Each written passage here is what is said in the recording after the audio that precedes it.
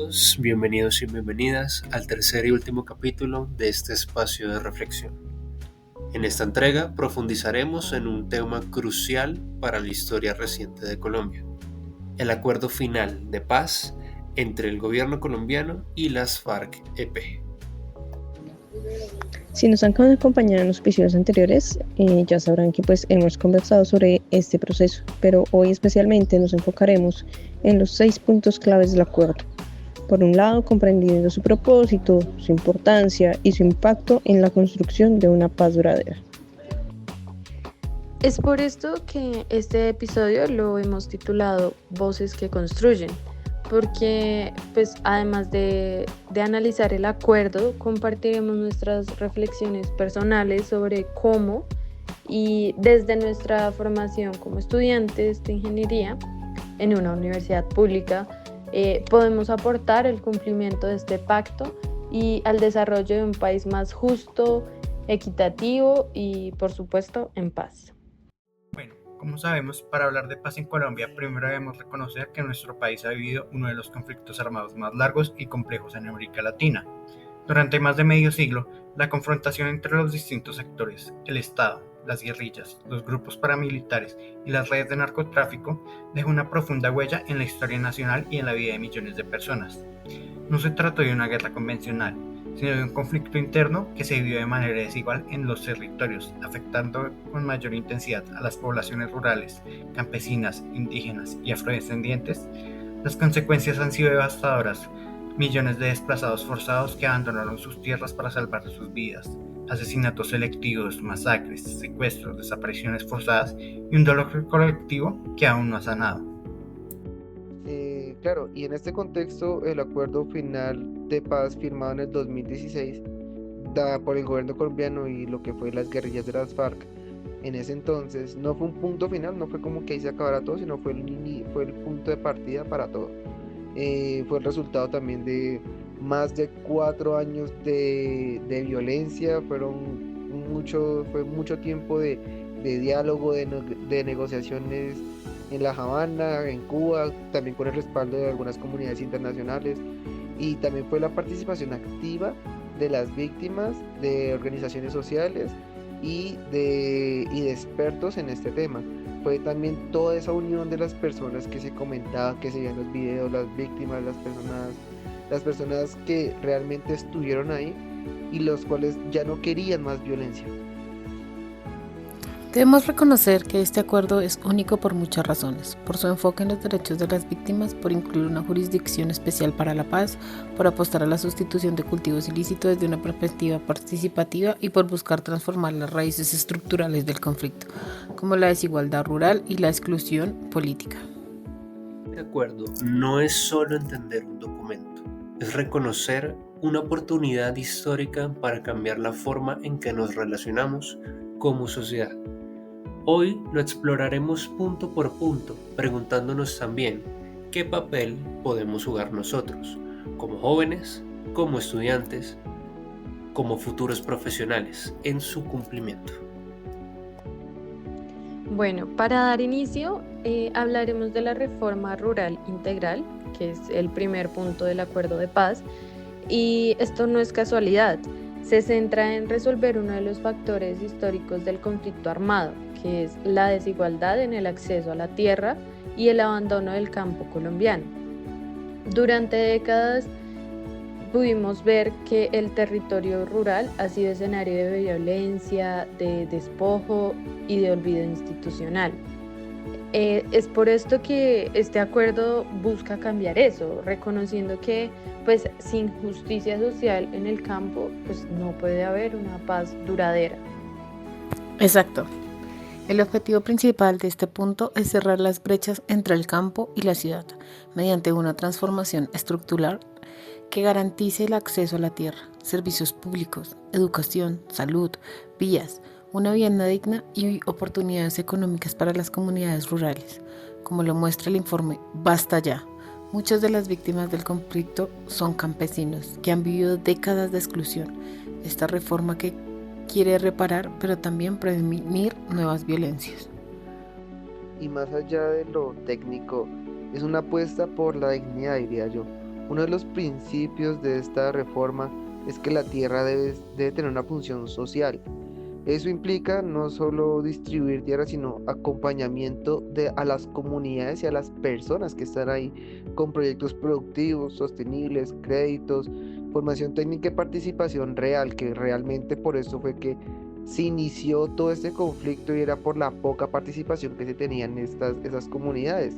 Y creo que, y también lo que decía, desde la biblioteca abierta del proceso de paz, se resalta que ese punto busca fortalecer como el campesinado, por decirlo así, como actor central del desarrollo y no como víctimas permanentes de ese abandono ni de esa exclusión social, sino que lo que hay que hacer es fortalecer esa parte de ahí, de nuestra comunidad colombiana. Debemos saber que la paz no se firma en papel, se construye con decisiones concretas. En la reforma rural integral es una de esas bases. Sin carreteras, sin escuelas, sin agua potable o sin conectividad, en las zonas más golpeadas el acuerdo va a quedar incompleto. Por eso debemos entender este primer punto, no es solo hablar de tierra, es hablar de justicia, de equidad y reparación, y es también preguntarnos cómo desde lo que estudiamos podemos ser parte de esa transformación. El segundo punto del acuerdo de paz trata sobre la ampliación de la democracia y la participación política. Es clave porque reconocer que uno de los orígenes del conflicto armado fue precisamente la exclusión política. Durante décadas, muchas voces fueron silenciadas o incluso perseguidas por pensar distinto, especialmente en zonas rurales y marginadas. Sí, totalmente de acuerdo. Y el objetivo de este punto es garantizar que todas las personas y los sectores sociales, en especial los más afectados por el conflicto, tengan una posibilidad real de poder participar en la vida política del país.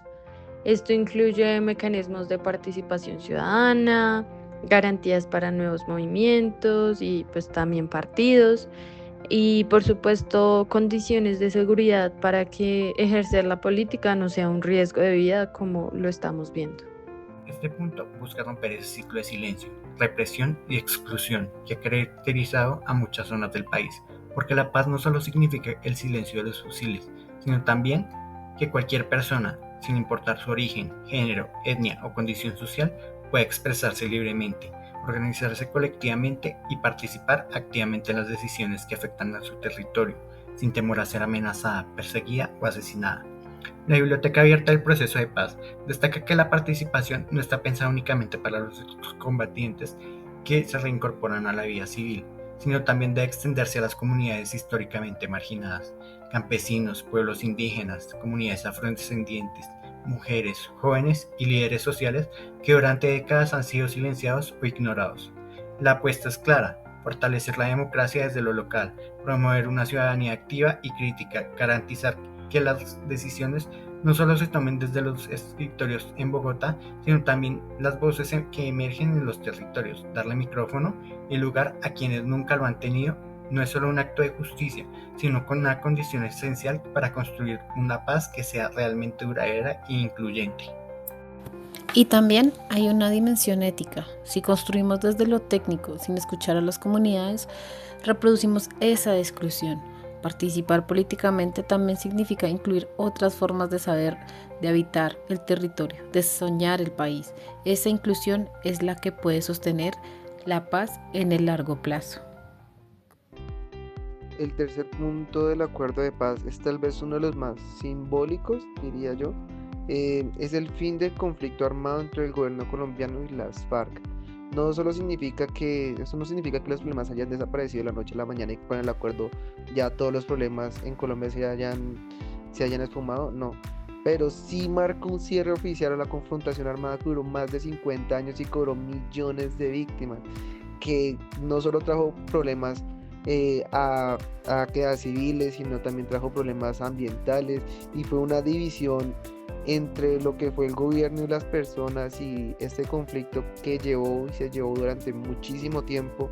Entonces ese cierre lo que significa es eso, es como el cierre oficial de de ese conflicto que duró tanto tiempo y que cobró tantas vidas colombianas.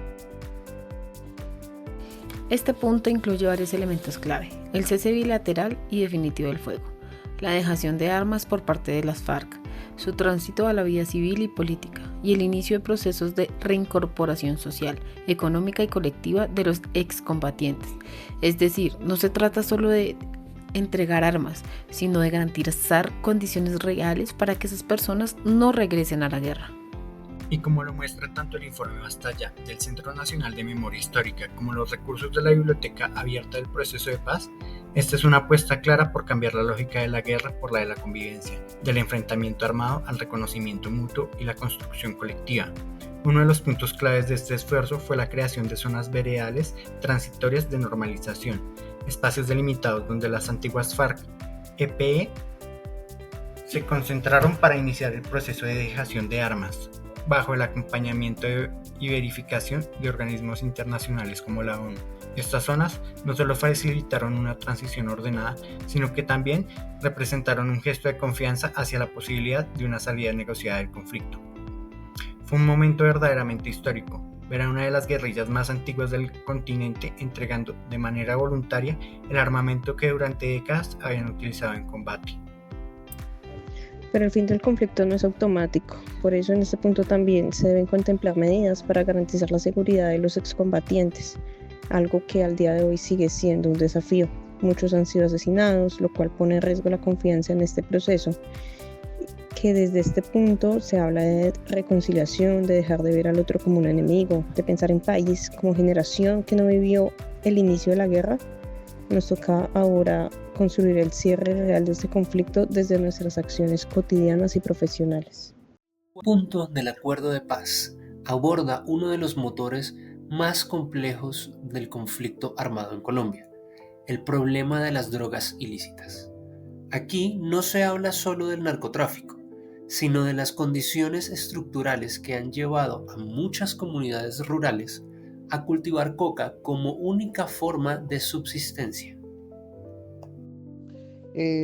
Yo creo que uno de los objetivos de este punto es como darle como una solución integral, voluntaria y sostenible al fenómeno de los cultivos ilícitos, que en Colombia ha sido uno de los grandes problemas. Eh, Reconociendo que el enfoque respectivo ha fracasado y que es necesario ofrecer alternativas reales para quienes han estado atrapados en esta economía, más que todo por necesidad como tal, más no por elección. También, como lo señala el informe Basta Ya, muchas zonas cocaleras han sido a la vez víctimas del abandono estatal y también de la violencia de distintos actores armados. La propuesta del acuerdo incluye programas de sustitución voluntaria de cultivos, el desarrollo rural, la asistencia técnica y también una parte clave que es la participación activa de las comunidades en la toma de decisiones. Además, este punto tiene un enfoque claro en salud pública, reconociendo el consumo de drogas como un problema social y sanitario, no simplemente criminal. También se plantean estrategias para enfrentar las redes del narcotráfico desde la lógica más humana y territorial. La paz exige que no sigamos criminalizando la pobreza ni repitiendo ciclos de violencia. La solución al problema de las drogas ilícitas no está solo en la erradicación, sino en construir confianza, presencia institucional y dignidad en los territorios. Hablar del quinto punto del acuerdo de paz es hablar del corazón del proceso, las víctimas del conflicto armado. Este acuerdo parte de la premisa fundamental y profundamente ética: la paz no puede construirse si se ignora a quienes más han sufrido la guerra. Por eso, se reconoce que las víctimas deben estar en el centro de cualquier esfuerzo de reconciliación y transformación social.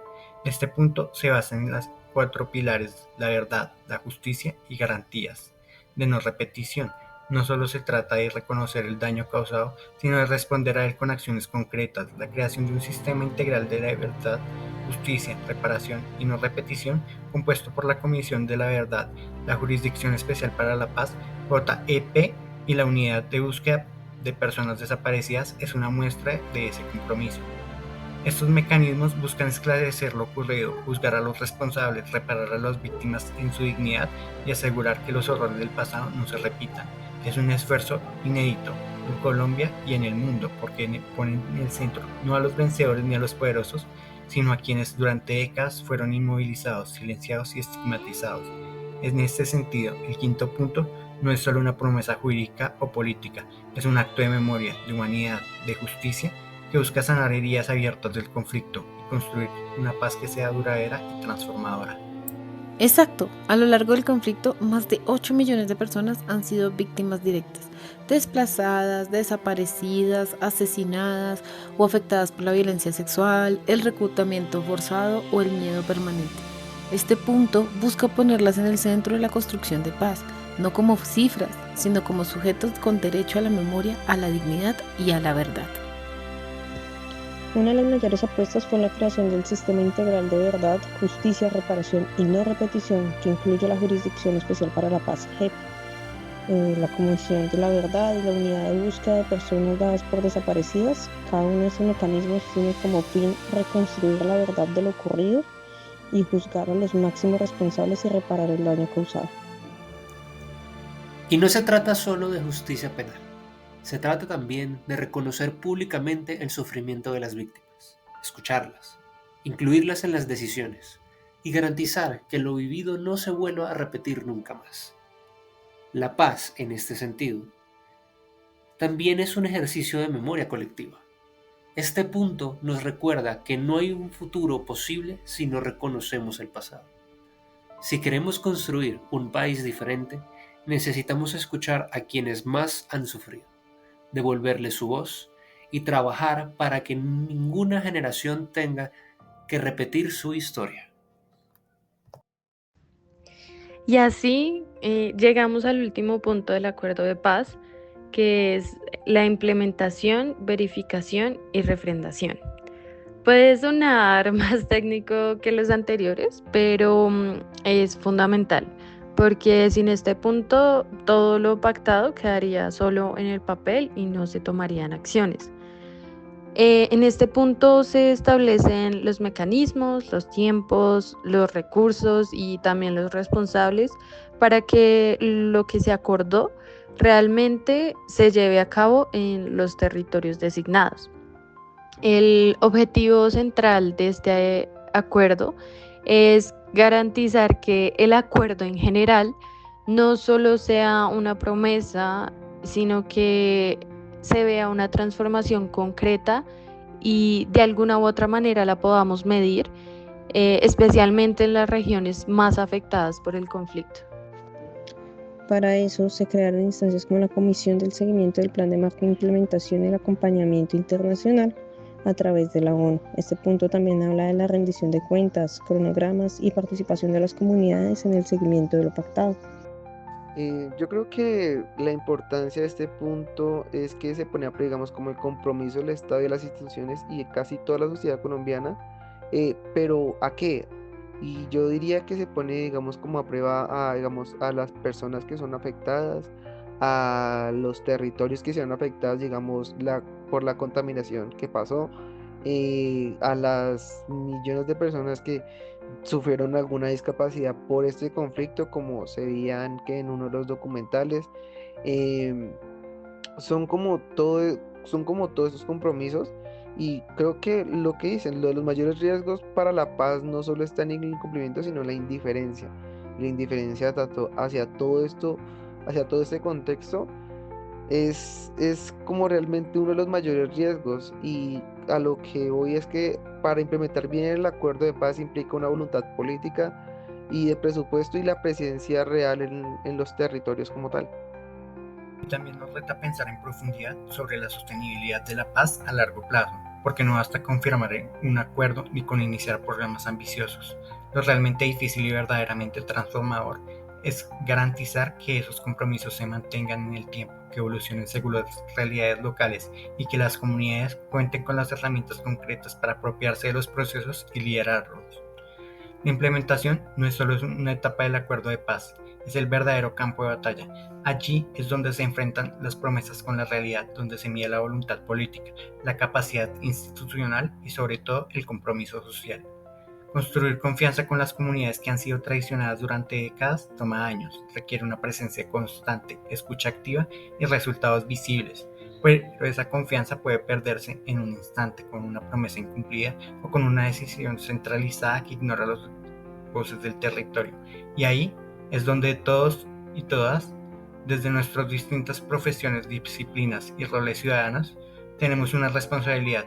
La paz no es solo una tarea de los firmantes, ni de quienes viven en las zonas más afectadas, es un desafío colectivo.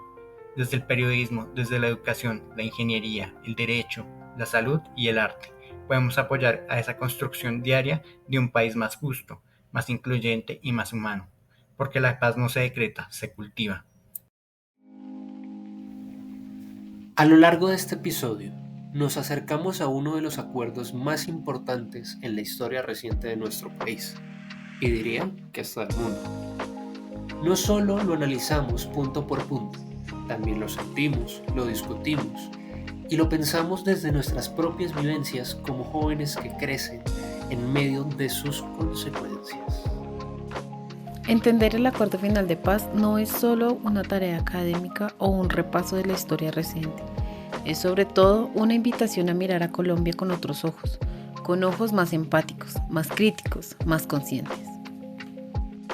Bueno, por último, pero no menos importante, te invitamos a profundizar este tema observando los 3 documentales, los cuales están apareciendo en pantalla, que son Basta Ya, Montes de María, Memorias de Identidad y Resistencia, Renacer, la memoria del cuerpo, discapacidad y conflicto armado, y Pequeñas Voces.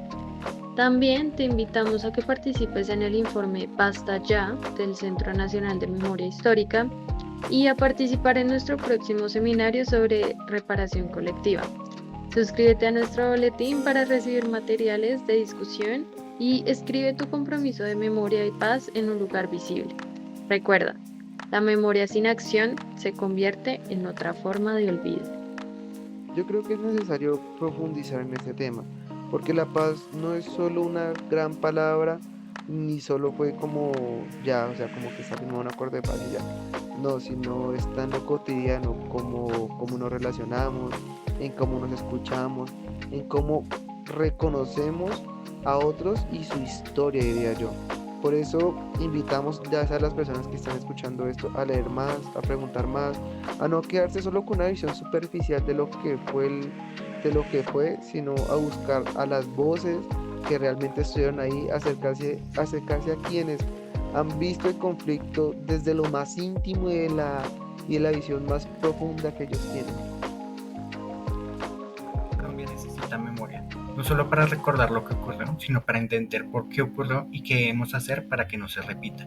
Necesitamos reconocer el dolor de las víctimas, visibilizar sus historias y aprender de ellas, pero también necesita compromiso, un compromiso genuino, constante, que no dependa de modas ni de coyunturas políticas, sino de convicción y ética profunda. Las víctimas, las comunidades y los territorios aún esperan justicia, acompañamiento, inversión real y presencia del Estado más allá del discurso. Siguen esperando por verdad, respeto y garantías para vivir una vida sin miedo. Por eso, no podemos permitir que la indiferencia siga siendo una forma de violencia. Callar, mirar hacia otro lado o minimizar el sufrimiento ajeno solo perpetúa lo que el conflicto quiso imponer: silencio, impunidad y el olvido.